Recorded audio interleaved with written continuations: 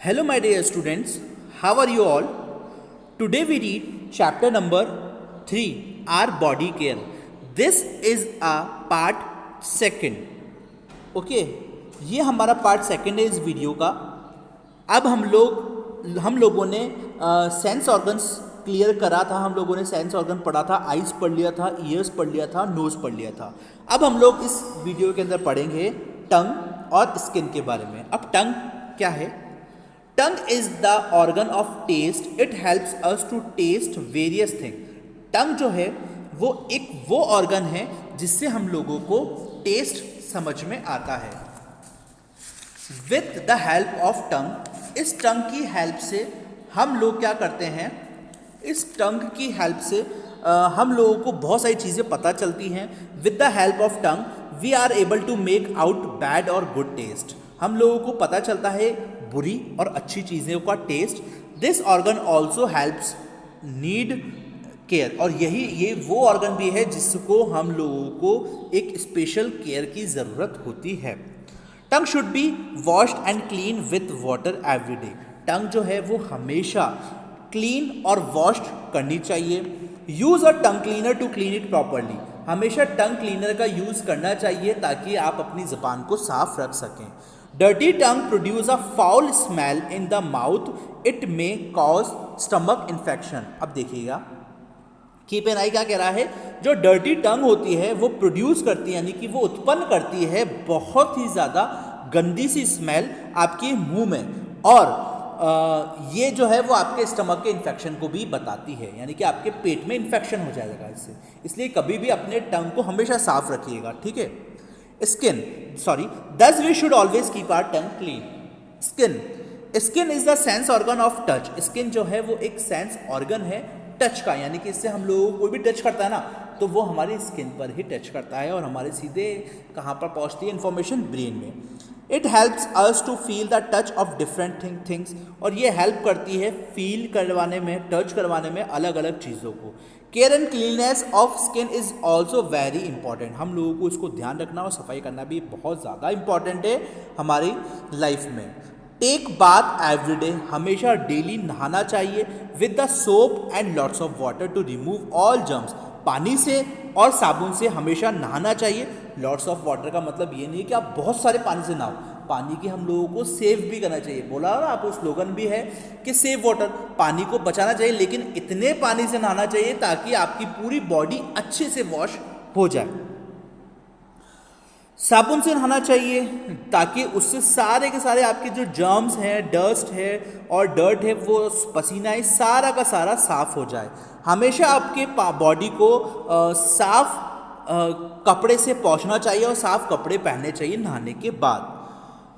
Keep an I, skin forms the outer covering of the body. Skin जो है वो अंदर के हमारे जो ऑर्गन हैं, ठीक है ना, हार्ट, और हम लोगों ने पिछले चैप्टर में पढ़ा था हार्ट है और लंग्स हैं, इन सभी को बचाता है क्या? हमारी स्किन. रिब केज हैं, हमारी स्केलेटन है, हड्डियां हैं, उन सभी को कवर करके रखता है हमारी स्किन.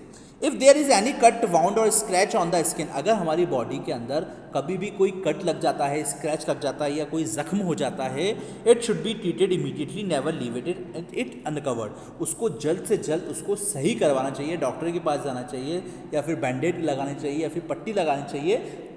उसको खुला मत छोड़िए.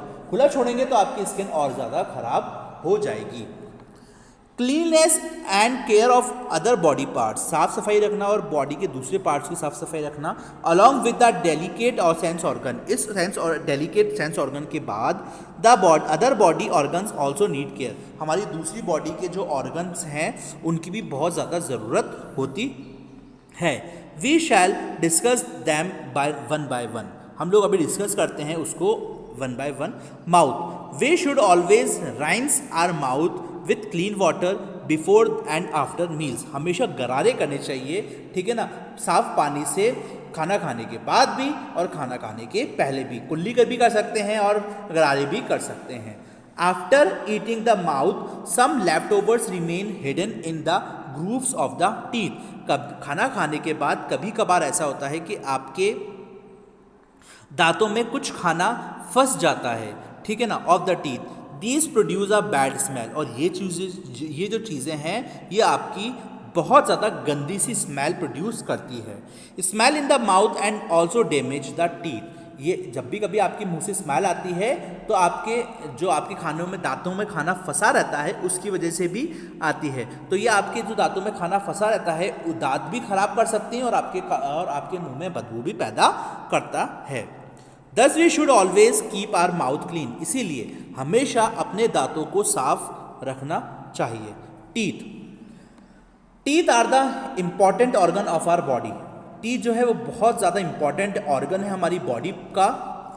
We chew the food with our teeth, हम लोगों को हमेशा हमारा फूड जो है उसको च्यू करना चाहिए, चबाना चाहिए। We should take good care of the teeth, हम लोगों को हमेशा हमारे दांतों का बहुत ज़्यादा अच्छे तरीके से ध्यान रखना चाहिए। Brush your teeth twice a day, यानी कि दिन में 2 बार हमेशा दांतों की सफाई करनी चाहिए। Brush them early in the morning and at the night before the retiring और टू द बेड, यानी कि जब भी कभी आप सोने जाएं उससे पहले आप अपने दांतों की सफाई करें और सुबह सोने के उठने के बाद आप अपने दांतों की सफाई ज़रूर करें। Keep an I, the correct method of brushing the teeth is an the up and down stroke, हमेशा करेक्ट मेथड क्या है, ऊपर और नीचे, ऊपर और नीचे, ऊपर और नीचे, हमेशा दांतों की रगड़ रगड़ के सफाई ज़रूर करनी चाहिए। और इतना भी मत रगड़ना चाहिए, इतना भी नहीं रगड़ना चाहिए ताकि आप जिससे कि आपके दांतों के जो गम्स हैं वो उनमें से ब्लडिंग होने लग जाए, इस चीज़ का प्लीज़ ध्यान रखिएगा, ठीक है। Always use a good quality toothpaste and toothbrush, हमेशा अच्छी क्वालिटी का टूथपेस्ट और टूथब्रश यूज़ में लेना चाहिए। Germs form the base of the teeth, यानी कि जम्स जो होते हैं वो आपकी टीथ का बेस होते हैं। अगर आपके मसूड़े खराब हैं तो आपके दांत भी खराब हो जाएंगे। The gums hold the teeth strongly, जो आपकी गम्स जो हैं वो आपके दांतों को बहुत ज़्यादा स्ट्रांगली पकड़ के रखते हैं। If gums are not strong, अगर आपके दांतों के मसूड़े स्ट्रांग नहीं हैं, द टीथ विल फॉल, तो आपके दांत भी गिरने लगेंगे। Thus we should take good care of the gums, इसीलिए आप अपने दांतों को बहुत ज़्यादा अच्छी तरीके से ध्यान रखने की ज़रूरत होती है। While brushing the teeth we should be careful that our brush should not rub the gums, this may cause bleeding और ब्रूज द जम्स, यानी कि कभी ध्यान रहे इस बात का कि जब भी कभी आप ब्रश करें, मैंने आपको पहले भी बताया था कि अपने दांत मसूड़ों के ऊपर वो ब्रश ना करें, नहीं, जिससे कि आपके मसूड़ों के अंदर से ब्लड आना स्टार्ट हो जाएगा और आपको बहुत ज़्यादा पेन होगा। After brushing the teeth gently rub the gums with your finger to clean them, आप ब्रश करने के बाद आप अपने फिंगर से भी दांतों की सफाई और गम्स की सफाई कर सकते हैं और ज़रूर करा करें। Use good quality mouthwash and gum paints, यानी कि पेस्ट अच्छी क्वालिटी का और माउथ वॉश अच्छी क्वालिटी का आपको हमेशा यूज़ में लेना चाहिए।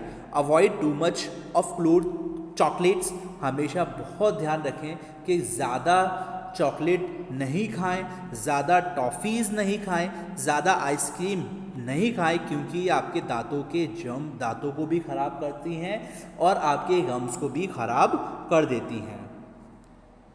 हैंड्स एंड लेग्स, अब हैंड्स और लेग्स के बारे में हम लोग डिस्कस करते हैं।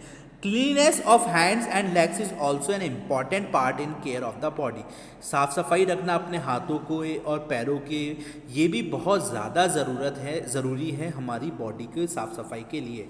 We should wash our hands with soap and water, हम लोगों को हमेशा साफ़ सफाई रखनी चाहिए सोप की से और वाटर से, साबुन और पानी से हम लोगों को हमेशा हमारे हाथों को साफ रखना चाहिए और हमारे पैरों को साफ रखना चाहिए।